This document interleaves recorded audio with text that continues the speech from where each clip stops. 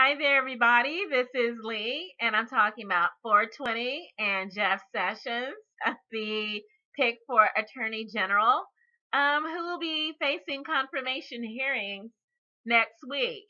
And so I'm looking at this from a 420 medical recreational marijuana aspect because I actually watched a video recently where there was a conservative host mocking the fact that people were going to be in Washington, D.C., handing out free marijuana at the Trump inauguration. And in theory, that sounds pretty funny, but and they're handing out for free. I would say be very cautious. You don't know what's in it. So, but in theory, it's hilarious and the point is taken.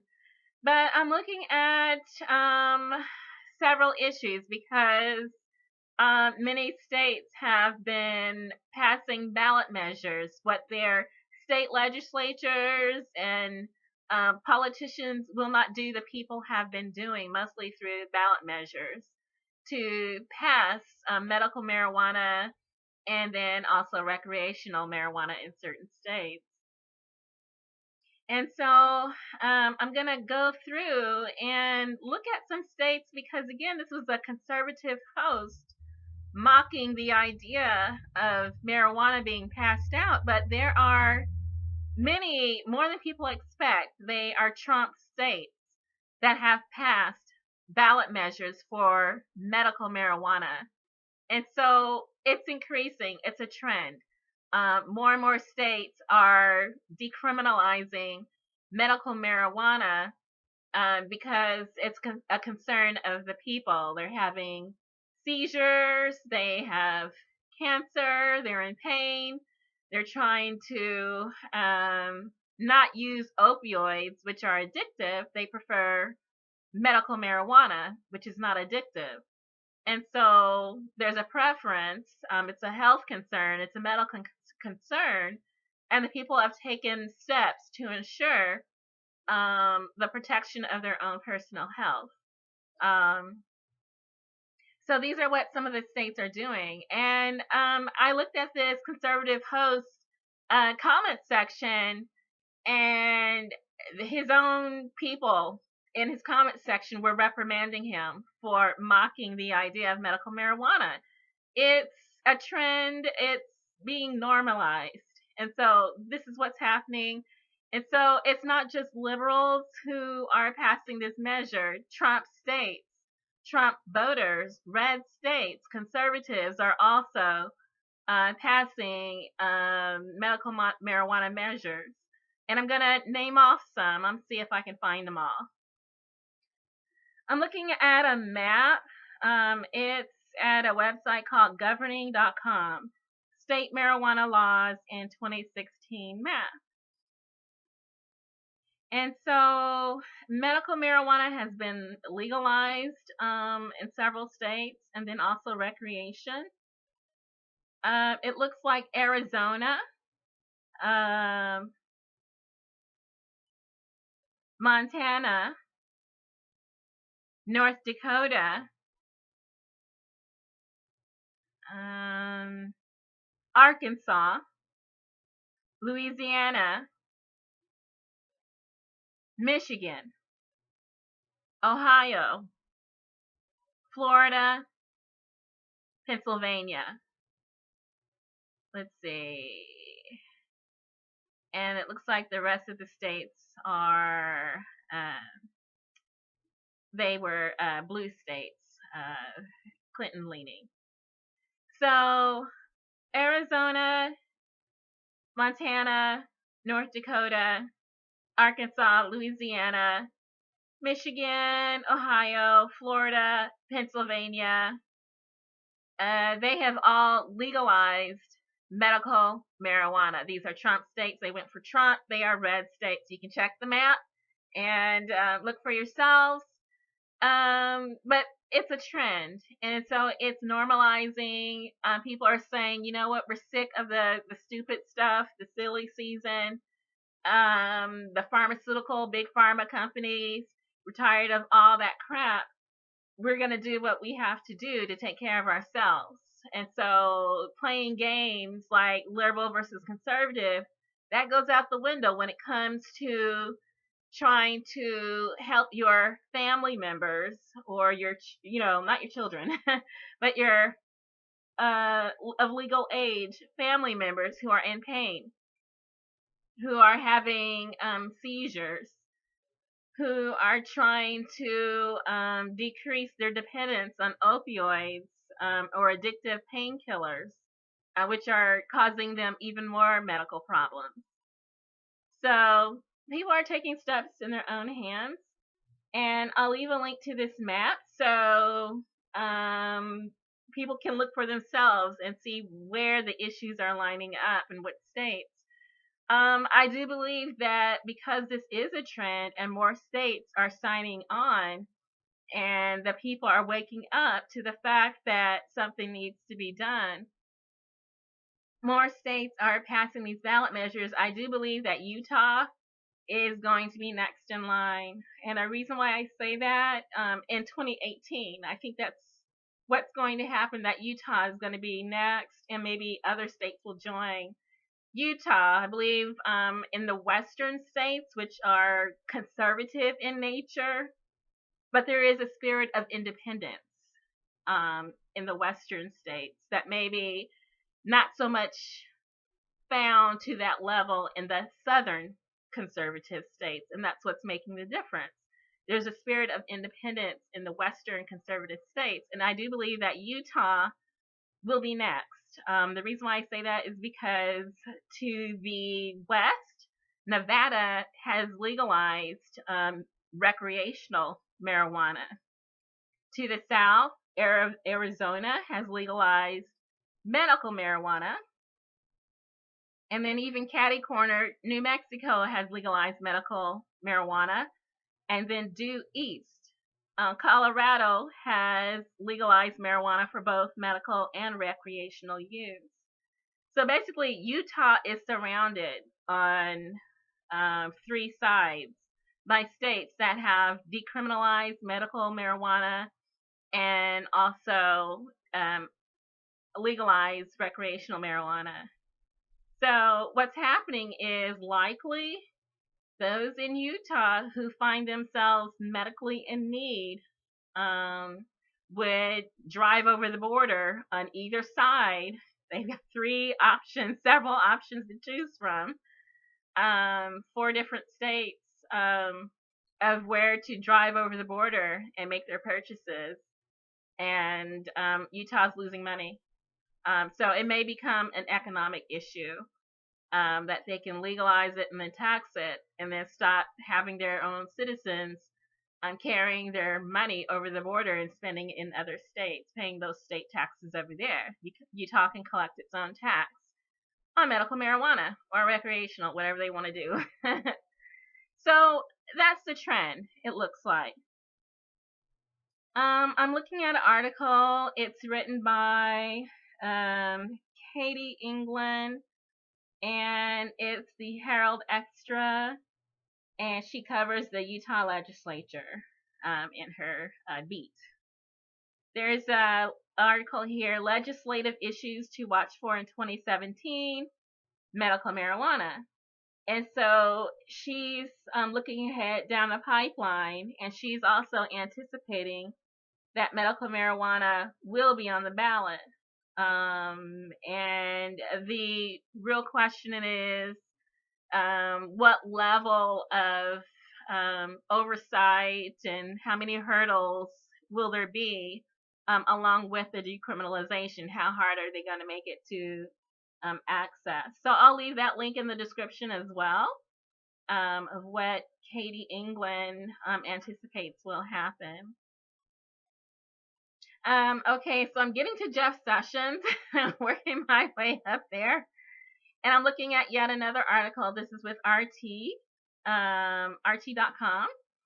And there's an article where they're talking about the issue of marijuana and the fact that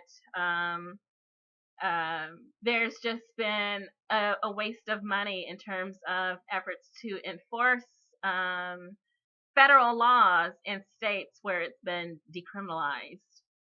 So this is an article from January 7th. DEA knocked for wasteful marijuana raids in states where it is legal. And so people are noticing that it's a waste of time, it's a waste of money, it's a waste of resources, human resources, and there's an expenditure of political capital too, where these wastes are being made. The DEA is being criticized for marijuana raids in states where the drug is legal, prompting lawmakers to complain that the agency's eradication program is wasting millions of top taxpayer dollars. And so if you live in a state where there's some spirit of austerity and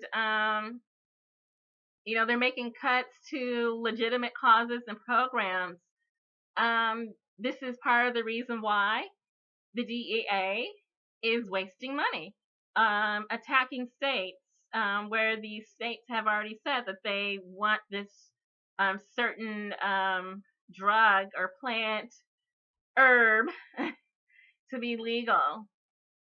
And this is like in states such as Utah, where it's not yet legal, but money was spent in Utah on raids and they didn't find anything. And so that was $73,000. New Hampshire received $20,000 and they found one outdoor grow site. There were 27 plants. And so was that really worth it? And so people are noticing, Congress is noticing. They're sending letters to the GAO, the accounting office, saying like this is not a correct way to spend money. Also Washington State. And so people are noticing that it's just getting to a ridiculous point. There's diminishing returns. Now for Jeff Sessions. I'm looking at an article at Common Dreams, and this is actually a press release by Common Cause that Common Dreams published. And Common Cause is a nonpartisan, nonprofit advocacy organization. They've been founded in 1970, and what they do is serve as a vehicle for citizens to make their voices heard in the political process and to hold their elected leaders accountable for public interest. And so the press release says Jeff Sessions become one of the few presidential nominees ever opposed by Common Cause in 46 years. And their stated opposition is not because of medical marijuana or decriminalization of recreational. Many other reasons. Jeff Sessions has become a flashpoint, very controversial. They say the Voting Rights Act, the fact that there's been attacks, the fact that Senator Sessions was a longtime critic of the voting rights laws, and that he's also criticized many other laws that he would be expected to enforce as the Attorney General. And so, again, he is anti many of the laws he's expected to have oversight over. The anti-matter that's being chosen and championed by Donald Trump. It does not make a lot of sense. And so he is going to have scheduled hearings on January 10th and 11th. And that's more than a week prior to, before the Donald Trump inaugural. And so they're concerned, Common Cause is concerned that there's attempts to ram through Jeff Sessions without discussing or allowing discussion of the total record, history of his record. The fact that even during the Reagan administration in 1986, Sessions was nominated to the U.S. District Court for the Southern District of Alabama, and it was his own fellow Republicans in the Senate that said, no, it's just, he's a step too far beyond what we're willing to handle right now. And so it was his own people that said, we can't get behind this in 1986. And this was the second term of a Republican president, a very popular Republican president, where the Republican Senate said, mm-mm, mm-mm, mm-mm. And, you know, that kind of tells you a lot right there. I mean, he's still the same person. And his recent record has not really deviated too much from where it used to be. I mean, hopefully he has learned some things. There's a history of racially insensitive or racist language.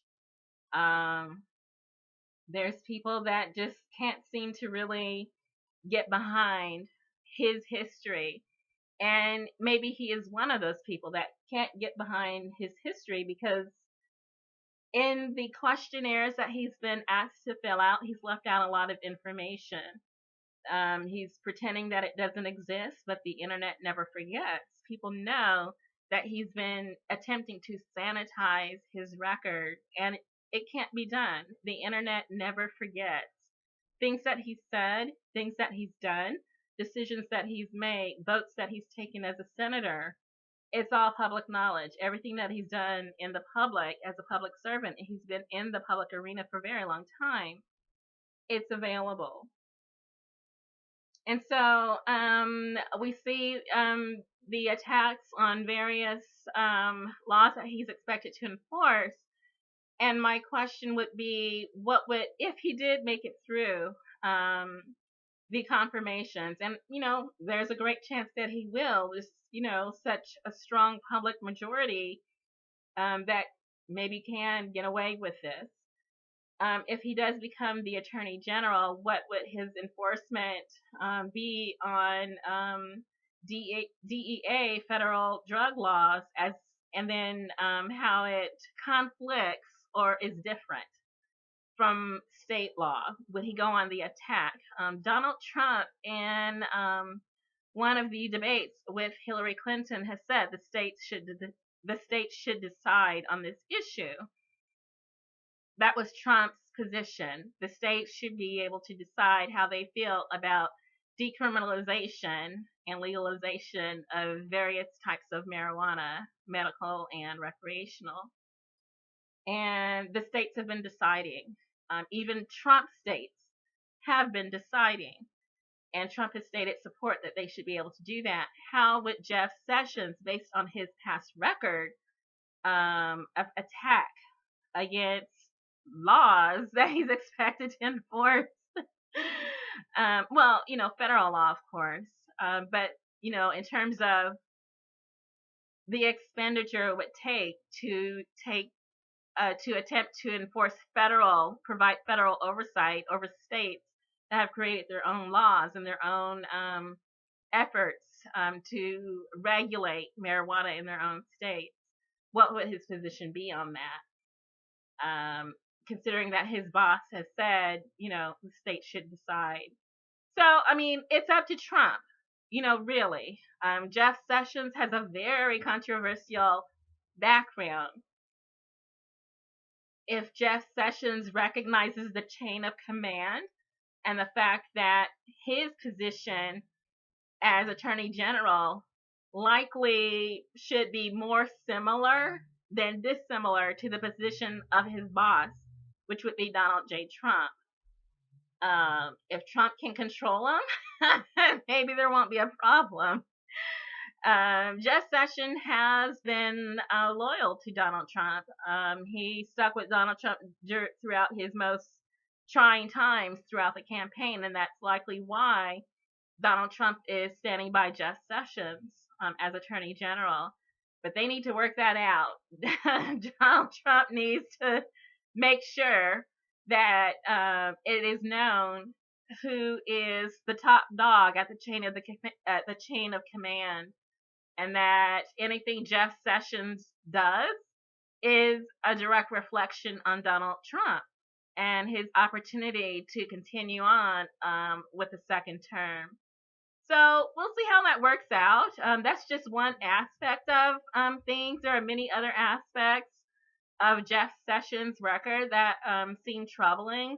I decided to come at it from a different point of view because there are many other people who have been talking about it from certain other points of view. So we shall see. I'm sure. Good luck.